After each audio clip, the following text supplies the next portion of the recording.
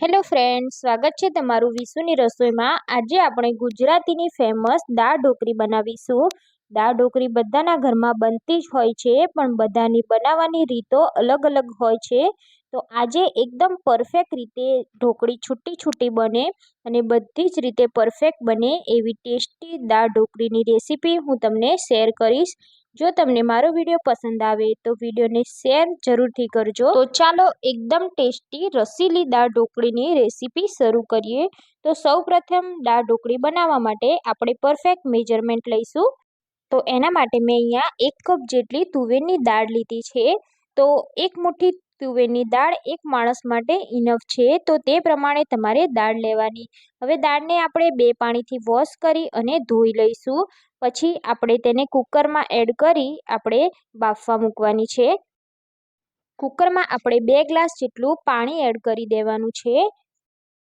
2 ચમચી જેટલા આપણે સિંગના દાણા એડ કરી દઈશું અને 2 કોકમના ફૂલ એડ કરી દઈશું। કોકમથી દાળ ઢોકળીનો ટેસ્ટ ખૂબ જ સરસ આવશે। હવે આપણે અડધી ચમચી હળદર એડ કરી મિક્સ કરી દઈશું અને હવે આપણે કુકરનું ઢાંકણ બંધ કરી 5 થી 6 વિસલ બોલાવી લેવાની છે અને દાળને એકદમ પરફેક્ટ રીતે બાફી લેવાની છે।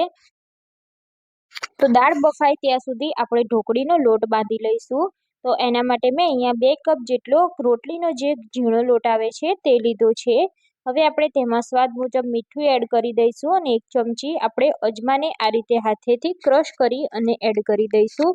અડધી ચમચી જેટલી આપણે હળદર એડ કરીશું, અડધી ચમચી આપણે મરચું પાવડર એડ કરીશું અને 1 ચમચી જેટલો આપણે ધાણા જીરું પાવડર એડ કરીશું અને 2 ચમચી જેટલું આપણે તેલનું મોયણ એડ કરવાનું છે। તો બધું જ આપણે સરસ રીતે મિક્સ કરી દઈશું અને આપણે ઢોકળીનો લોટ બાંધી દેવાનો છે। તો વધારે ઢીલો પણ નહીં અને વધારે કઠણ પણ નહીં, એ રીતનો આપણે લોટ બાંધવાનો છે। તો થોડું થોડું પાણી એડ કરી આપણે લોટને બાંધી લેવાનો છે।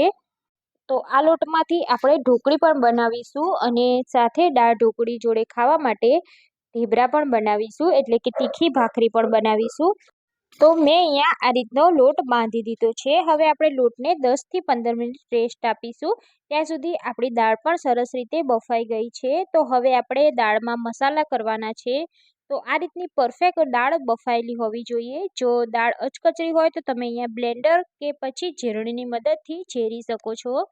તો હવે આપણે તેમાં સમારેલા ટામેટા એડ કરી દઈશું। તો મેં અહીંયા મીડિયમ સાઇઝનું 1 ટામેટુંને ઝીણું સમારી લીધું છે। હવે આપણે તેમાં લીલા મરચાં એડ કરીશું। 2 લીલા મરચાંને મેં આ રીતે વાટી લીધા છે। હવે આપણે અડધી ચમચી જેટલી મરચું પાવડર એડ કરીશું અને તેમાં 1/4 કપ જેટલો આપણે ગોળ એડ કરીશું। તો તમારા ઘરમાં ગળ્યું કેટલું ખવાય છે તે પ્રમાણે ગોળ એડ કરવાનો। આપણે 1 આદુનો ટુકડાને આ રીતે છીણી અને પછી એડ કરીશું અને સ્વાદ મુજબ આપણે મીઠું એડ કરી દઈશું। હવે આપણે દાળને ઉકળવા દેવાની છે। તો અહીંયા આપણે પાણી ઓછું છે એટલે આપણે 2 ગ્લાસ ભરી પાણી એડ કરી દઈશું। મીઠા લીમડાના પાન એડ કરી દઈશું અને દાળને થોડી ઉકળવા દઈશું।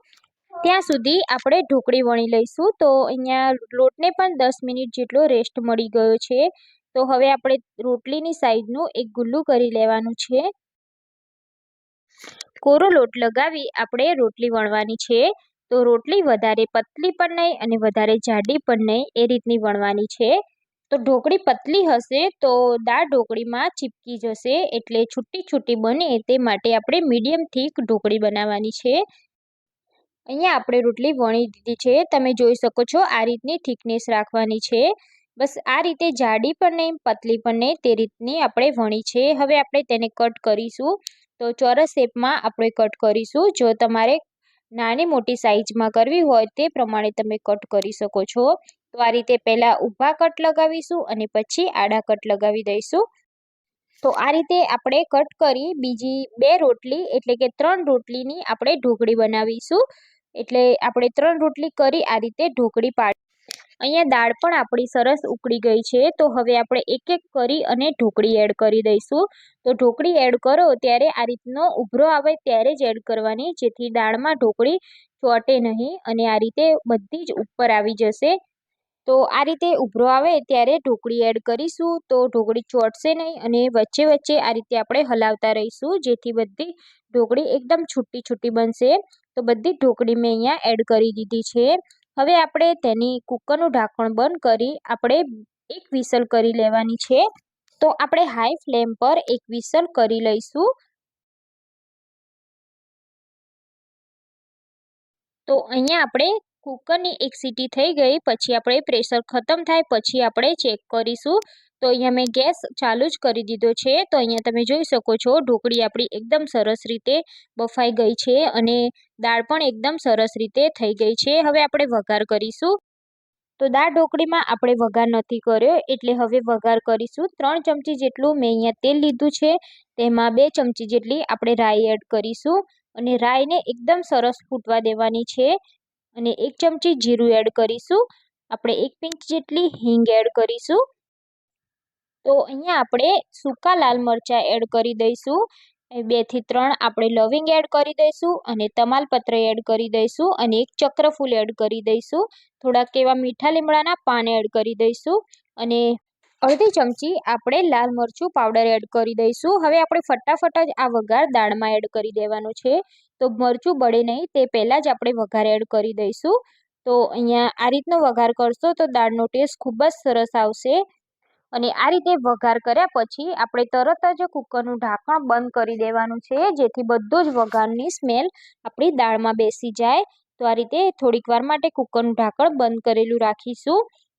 તો તમે જોઈ શકો છો દાળનો વઘાર કર્યા પછી આપણી દાળ કેવી સરસ બની ગઈ છે। જોતાં જ ખાવાનું મન થઈ જાય તેવી આપણી દાળ ઢોકળી બની ગઈ છે। તો હવે આપણે થોડા લીલા ધાણા ઉપરથી એડ કરી દઈશું અને દાળ ઢોકળીને આપણે સર્વિંગ પ્લેટમાં કાઢી લઈશું। આ દાળ ઢોકળીને તમે ભાત કે પછી ઢેબરા કે પછી એમને પણ ખાઈ શકો છો। તો જ્યારે પણ કંઈ હલકું ખાવાનું મન થઈ જાય તો આ રીતની તમે દાળ ઢોકળી બનાવી અને ખાઈ શકો છો। એકદમ ટેસ્ટી બને છે અને બનવામાં તો એકદમ ઇઝી છે। તમે પણ આ રીતે દાળ ઢોકળી એકવાર ટ્રાય ના કરી હોય તો એકવાર જરૂરથી ટ્રાય કરજો અને તમારો અનુભવ મને કમેન્ટ બોક્સમાં જણાવજો। જો તમને મારો વિડીયો પસંદ આવ્યો હોય તો વિડીયોને લાઇક અને શેર કરજો અને મારી ચેનલને સબસ્ક્રાઈબ કરજો। ફરી મળીશું નવી રેસીપી સાથે। જય શ્રી કૃષ્ણ।